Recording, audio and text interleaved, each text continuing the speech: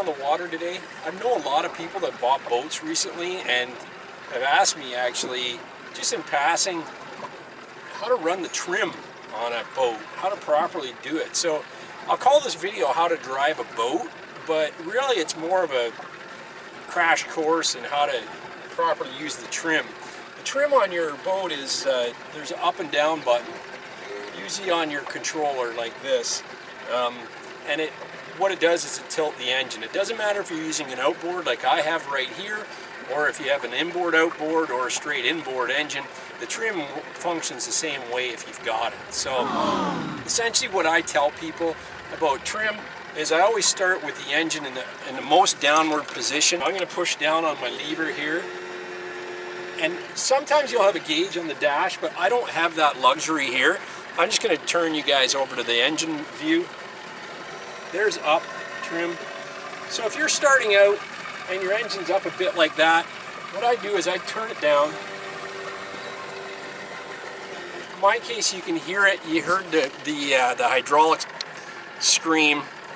That means I'm fully down. And then what I do is I'm starting down. I'm stalling it.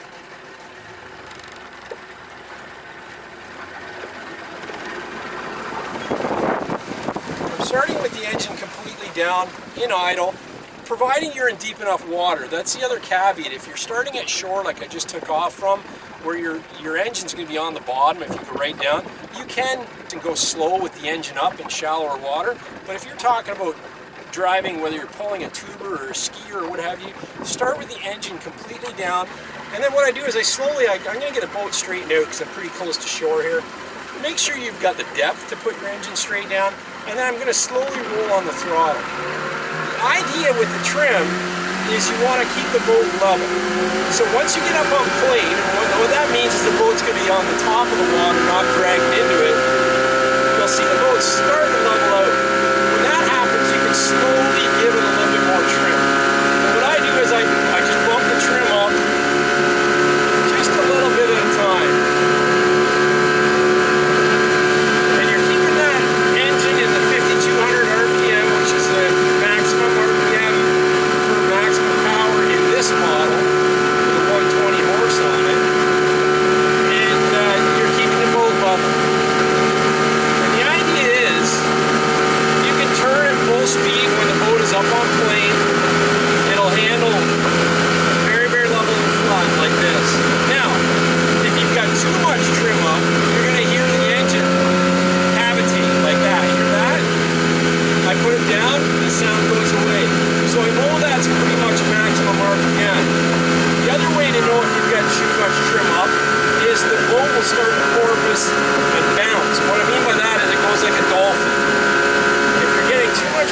At speed.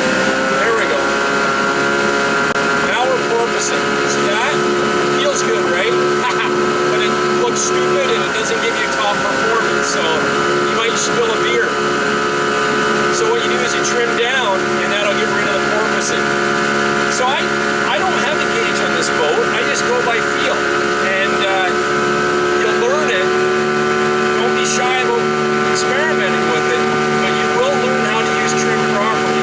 And when you do, it's a lot of fun. You can really get up to speed and you can just rail a corner. The boat's nice and level. I'm pulling some G's here, and life is good. We're having a good time here. You know, you might want to give it a little bit of trim down in a turn, but if you're going a little bit slower, here, I'll slow down here. You know, I'm in rocky water. I notice the bow up a little bit of the boat, so I'm going to trim down a bit. But you'll find the lean is a much more dramatic. Slower speeds with the trim down. Look at how much we're leaning here. You're probably seeing sky on that camera. Where if I get up on the plane and trim it out, the actual boat is very, very level. And I can still do that tight turn. It looks really good.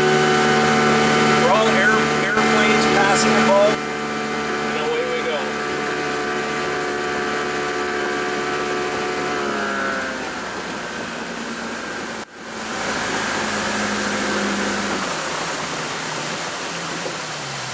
right now we're in 24 feet of water, but let's say we were in 2 feet of water.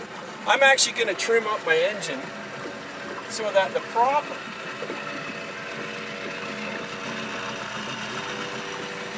I've got the prop and the cavitation plate, so it's what my whale tail's mounted to on the boat. I've got it, or it's just in the water, it's in the surface of the water. I know that the bottom of the hull of the boat is probably the same or slightly lower than what my engine's sitting at right now. So in shallow water, I can drive around like this just to get me into a safer, deeper zone. So if you're flying along and you see that your depth meter's starting to come up 6 feet, 5 feet, 4 feet, slow down, come off a plane, and then raise that engine up a bit so that you can actually navigate to deeper waters without worrying about catching your skeg on anything like rocks or anything like that, because you can really take out the bottom of your outboard or IO. You could tear that skeg right off on rock. You could tear your propeller off.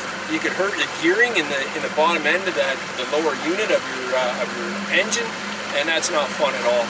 Very costly repair bill. And then once you're actually into deeper water here, I can lower it down to a straight up and down, zero trim, I'll call that, and then I can start my acceleration. Once that boat gets up and plane and starts to level out, I'll give her a little bit more. And that's how you're going to do it, whether you're pulling a skier, a tuber, what have you. Knowing what your maximum horsepower is at RPM is also a key. This boat here is 5,200, so I know at 5,200 I should be able to hit the top speed of the boat, which is about 40 miles an hour, 42 miles an hour if the wind's blowing the right direction. But here we are at almost 40 miles an hour doing a tight turn. Very beautiful. It works really well. And we're nice and level. I mean, we got a calm day here, and the boat is really behaving well. Now you'll notice I'm not going to change the throttle at all. I'm going to lower it down. We're going from 30, 40 all the way down to 34. We're down to 27. We're about 30 miles an hour. Maximum throttle with the trim going down. Now I can feel the nose is really pushed into the water. Look at the water out my window here that we're pushing on here, because the whole boat is actually stuck in the water. We're not getting any efficiency in cutting those waves, but as soon as I go up, we're already at 35 miles an hour. We're going to 40. We're at 40 miles an hour, just like that. So a lot of it is go by feel. I mean, people have asked me about the gauges. I've never used the gauge. My boat here doesn't have one. I've driven them and rented boats in Florida with the gauges, and I just go by feel. You'll actually learn it. Alright, so we're going to go up to full speed like I did before, and we're going to put the trim up. Notice my RPM's up here. We got 40 miles an hour. Now watch what happens. I'm still full out, 5,000 RPM, 42 miles an hour. I'm going to start to push down, and look what's happening. We are burying same speed. I can't go any harder, and we're right down to 20, 30 miles an hour right there.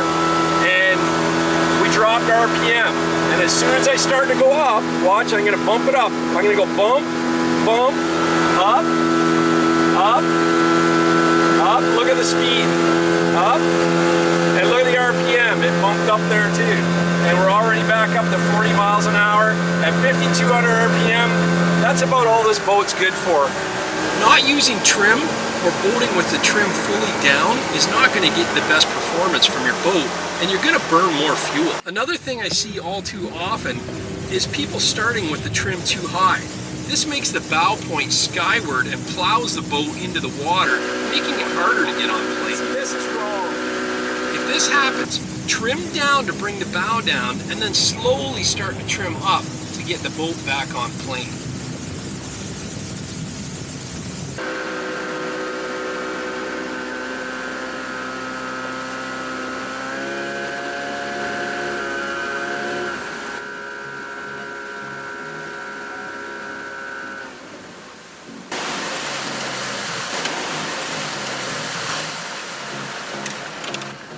As you come into shore, we're going to be trimming down because we're at idle speed, and as we see the depth starting to decrease, we're actually going to raise that engine up a bit. Now, the higher up the engine is in shallow water, the harder it's going to be to steer and control the boat.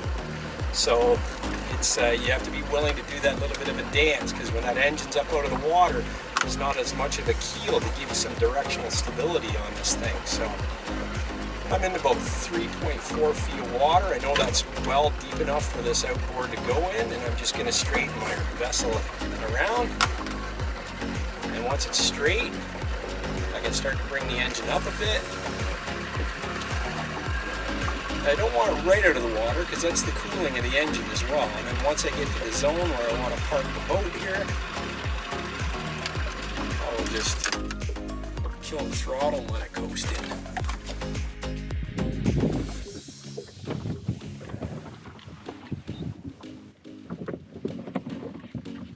And I would recommend just practicing these techniques by yourself before you take the family out or a bunch of friends and load your boat up with a lot of extra weight. Empty everything out that you don't need and go out and play with your trim for an hour or two and get a good feel of it before you start to mess around with the safety of other beings in your boat. Anyway, I hope you enjoyed this video. If you have any boating tips, just leave them in the comments below. Thanks for watching.